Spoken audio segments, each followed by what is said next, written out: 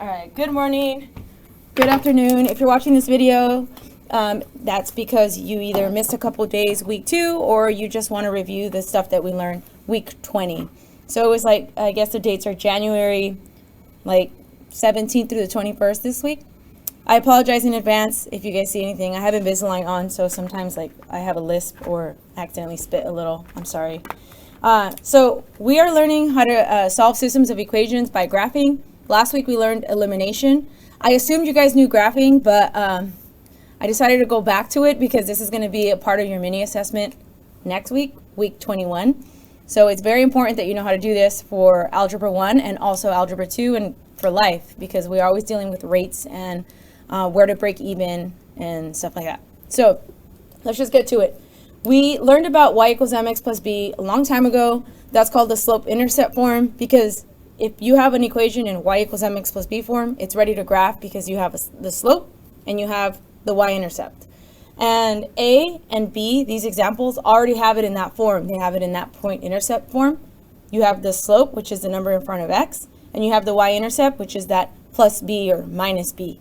So let's distinguish our first equation and our second equation. So the first equation, I have a slope of 2, and I have the y-intercept of 0, 2. Cool. So now I'm going to graph that first equation. First of all, can you guys, period 3, can you guys see that graph? Yeah? Okay. Some colors are hard to see. So now I'm going to start with my y-intercept. I'm going to start with my y-intercept, then I'm going to use my slope to find my second point. So I'm going to go to 0, 2. And then my slope is 2 over 1. Remember the change in y over the change in x, rise over run. So I'm going to go up 2, right 1. And I just need 2 points to draw a line. So I'm going to draw my line. Okay, cool. And this is what you're going to do in Edulastic, by the way. Now my second equation, I have a y-intercept of -6. And I have a slope of -2.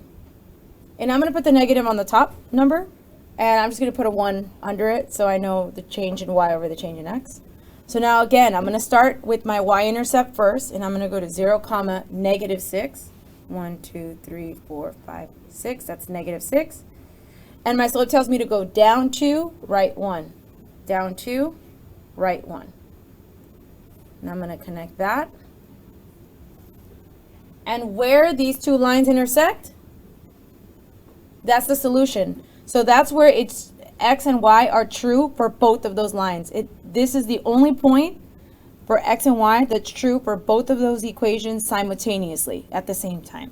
And that solution, I'm going to look at the book because obviously there's human error here. Like I can't actually see what number I'm on because of my, it's a 4, -3.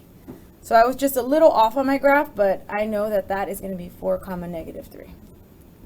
That's the solution. X is 4, y is -3. Wait a second. It's actually -2, -2. I'm sorry, guys. It's -2, -2. So that's a little bit more accurate, actually. My graph actually makes more sense. I know I deleted the graph here, but it's -2, -2.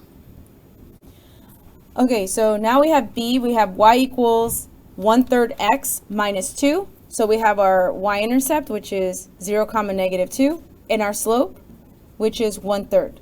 So that means up 1, right 3. So let's graph our first equation. We have 0, -2, up 1, right 3, up 1, right 3, 1, 2, 3. Connect those.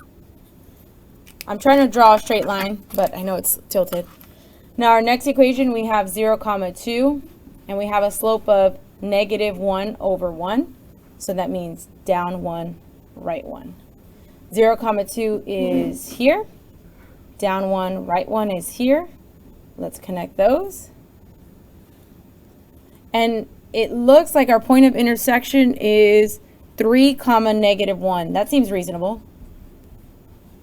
That's the point of intersection. That's what the x coordinate is going to be 3, and the y coordinate is going to be -1. All right, so our last example is not in it's not in slope intercept form. We don't have an equation that's in the form y equals mx plus b.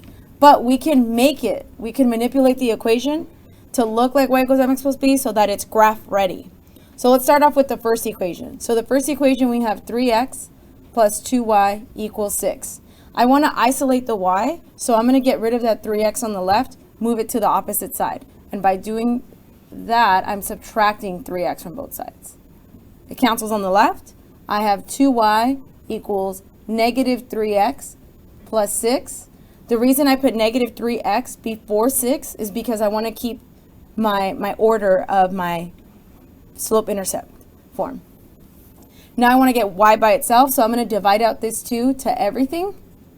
And I have y equals negative 3 halves x plus 3, because 6 divided by 2 is 3. Perfect. Now I have it in my slope-intercept form. I know that my slope is negative 3 halves, and my y-intercept is 0, 3. Now I'm going to graph that. So negative 3, 2. Sorry, you start with your y-intercept. So my y-intercept is 0, 3. My slope is down 3, right 2.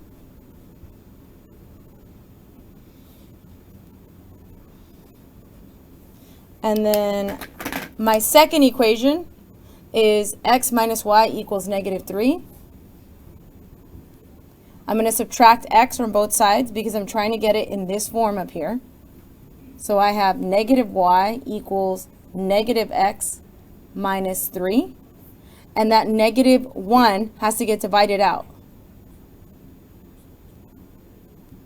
Negative 1 divided by negative 1 is positive 1, or 1y, or just y, equals negative 1 divided by negative 1 is positive 1, or just 1x, or just x, 1x. And then negative 3 divided by negative 1 is positive 3. So now I know my y-intercept is 0, 3, and my slope is 1 over 1. Now I'm going to plot that in green. So 0, 3 is right here. They have the same y-intercept. That's cool. But the slope is different. So I go down 1, right 1.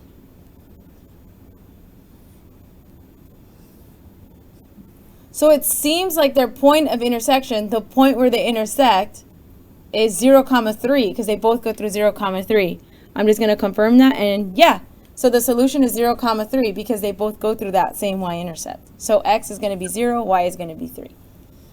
All right, so do your Edulastic this week. You guys had a Desmos due this week, and you guys had an Edulastic from last week. If you're working from home, I just want to remind you to log into Edulastic through Google from this point forward, because Google talks to Edulastic, and Edulastic speaks to Aries. If you log in through Clever in Edulastic, you're not going to get that. It's not going to sync. So please do that from this point forward. Log in through Google. Thank you guys. I hope you all feel better, and I hope to see you soon.